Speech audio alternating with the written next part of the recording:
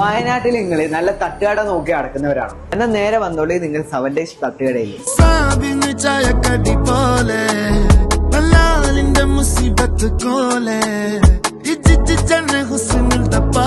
ആദ്യം നമ്മുടെ കൽപ്പറ്റയിലുള്ള മാതൃഭൂമി ഓഫീസിന്റെ തൊട്ടടുത്തേനും ഈ ഒരു 7 Days തട്ടുകട പ്രവർത്തിച്ചിരുന്നു. ഇപ്പോൾ ഇതാ ഒരുപാട് സ്പെഷ്യലുമായി റീ ഓപ്പണിംഗ് ചെയ്തിരിക്കുകയാണ് 7 Days തട്ടുകട. നിങ്ങൾ ഒരു ഉച്ച 12 മണിക്ക് ശേഷം വരികയാണെങ്കിൽ വിവിധ തര കറികളോട് കൂടിയുള്ള ഊണും അതിന്റെ കൂടെ മീനും ഇവർ ഒരുക്കിയിട്ടുണ്ട്. ചേട്ടാ രാത്രി എന്തൊക്കെ സ്പെഷ്യൽ?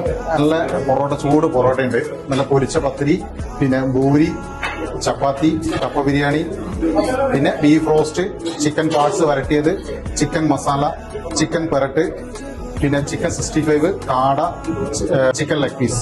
മിച്ചു അതിശയ എന്താ വേണ്ട നോക്കിയെടുത്തോ.